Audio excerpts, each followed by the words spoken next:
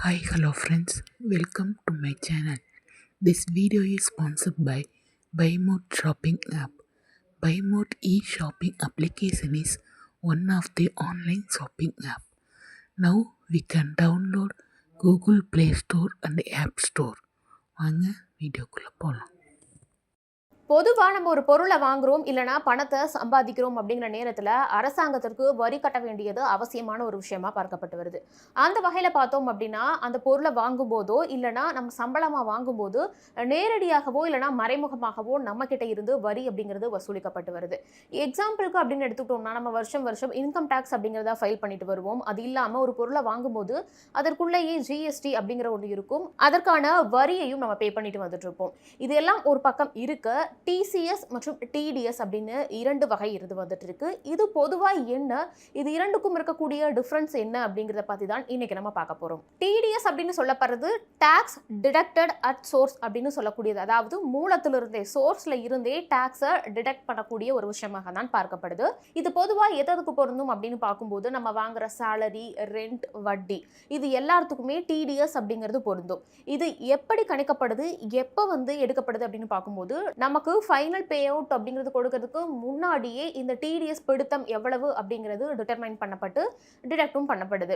For எக்ஸாம்பிளுக்கு எடுத்துக்கிட்டோம்னா ஒரு நபருக்கு ஒரு கம்பெனியில் வேலை கிடைக்குது, அவருக்கு இவ்வளோதான் சேலரி அப்படிங்கிறது ஃபிக்ஸ் பண்ணுறாங்க, 1.5 லட்சம் தான் சேலரி அப்படிங்கிறத ஃபிக்ஸ் பண்ணுறாங்கன்னு வச்சுக்கிட்டோம்னா அவங்களுக்கு கைக்கு சேலரி 1,35,000 கிடைக்குது அப்படின்னு வச்சுக்கலாம்.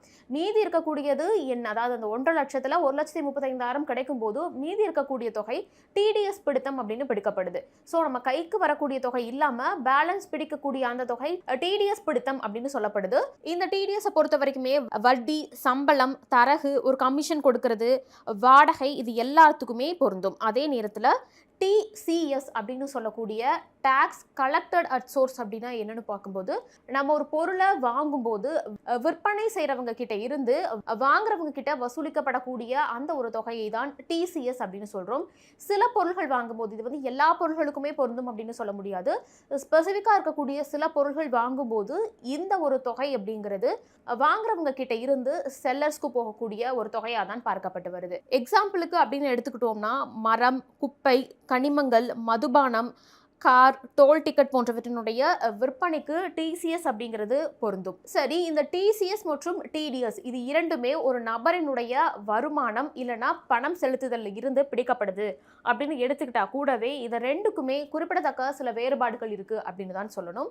டிடிஎஸ் பொறுத்த வரைக்குமே பணம் யார் கொடுக்குறாங்களோ, ஒரு நபரோ இல்லைனா நிறுவனமோ அந்த டிடிஎஸ் அப்படிங்கிறத முன்கூட்டியே கழிச்சுக்குவாங்க, அதுதான் டிடிஎஸ். அதே நேரத்தில் டிசிஎஸ் அப்படிங்கிறது ஒரு குறிப்பிட்ட பொருளை விற்பனை செய்யும் போது ஒரு இண்டிவிஜுவல் பர்சனோ இல்லைனா ஒரு கம்பெனியோ அந்த பொருளை வாங்குறவங்க கிட்ட இருந்து வசூல் செய்யக்கூடிய தொகை தான் டிசிஎஸ் அப்படின்னு சொல்லப்படுது. இந்த டிடிஎஸ் மற்றும் டிசிஎஸ் இன்னுமே சிம்பிளான வேலை சொல்லணும் அப்படின்னு எடுத்துக்கிட்டோம்னா ஒரு கம்பெனி ஒரு இண்டிவிஜுவலுக்கு கொடுக்கக்கூடிய பேமெண்ட் ஒரு குறிப்பிட்ட அமௌண்ட்டுக்கு மேலே எக்ஸீட் ஆச்சு, அதிகமாச்சு, சர்டன் லிமிட்டுக்கு மேலே அதிகமாச்சு அப்படிங்கிற பட்சத்தில் அந்த கம்பெனி அந்த நபரினுடைய சேலரி அல்லது பேமெண்ட்ல இருந்து டிடக்ட் பண்ணக்கூடிய தொகை தான் டிடிஎஸ் அப்படின்னு சொல்றோம்.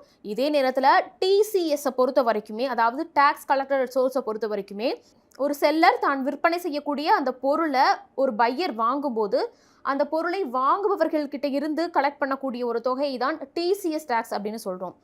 இந்த டிடிஎஸை பொறுத்த வரைக்குமே நான் முன்னாடியே சொன்ன மாதிரி salary, rent, professional fees, brokerage, commission இது எல்லாத்துல இருந்துமே டிடக்ட் பண்ணக்கூடிய அப்ளிகபிள் ஆகக்கூடிய ஒரு டாக்ஸாக பார்க்கப்படுது. டிசிஎஸை பொறுத்த வரைக்குமே சில பொருட்கள், அதாவது ஸ்கிராப், மினரல் வுட், டிம்பர் போன்ற பொருட்கள் இது மாதிரியாக இன்னும் சில பொருட்களை வாங்கும்போது அந்த பையர்கிட்ட இருந்து கழிக்கப்படக்கூடிய ஒரு டாக்ஸாக தான் பார்க்கப்படுது. அதுதான் டிசிஎஸ் அப்படின்னு சொல்லுது. டிசிஎஸை பொறுத்த வரைக்குமே ஒரு சர்டன் லிமிட்டுக்கு மேலே, அதாவது ஒரு சர்டன் அமௌண்ட்டுக்கு மேலே எக்ஸீட் ஆச்சு அப்படின்னா அந்த பேமெண்ட்டுக்கு அப்ளிகபிள் ஆகக்கூடிய விஷயமா பார்க்கப்படுது. டிசிஎஸை பொறுத்த வரைக்குமே ஸ்பெசிஃபிக்கான சில கூட்ஸ்க்கு மட்டுமே அப்ளிகபிள் ஆகக்கூடிய ஒரு டாக்ஸாக பார்க்கப்படுது. இந்த டிடிஎஸை பொறுத்த வரைக்குமே நம்ம ஒரு குறிப்பிட்ட பீரியடுக்கு அப்புறமா நம்மளால கிளைம் பண்ணிக்க முடியும். அதாவது நம்ம சேலரியில் மந்த்லி ஒரு அமௌண்ட் பிடிச்சிட்டு இருக்காங்க, அந்த அமௌண்ட்டை ஒரு குறிப்பிட்ட பீரியடுக்கு அப்புறமா நம்மளால முறையாக கிளைம் பண்ணி அந்த அமௌண்ட் நம்மளால தக்க வச்சுக்க முடியும். ஆனா டிசிஎஸ் பொறுத்த வரைக்குமே அந்த மாதிரி தக்க வச்சுக்க முடியாது. ஏன்னா அது ஒரு பொருளை நம்ம வாங்கும்போது அப்பவே பே பண்ணக்கூடிய விற்பனையாளர்களுக்கு பே பண்ணக்கூடிய ஒரு தொகையாக தான் பார்க்கப்பட்டு வருது. இதுதான் டிசிஎஸ் மற்றும் டிடிஎஸ்க்கு இருக்கக்கூடிய ரொம்பவே பேசிக்கான விஷயமா பார்க்கப்படுது.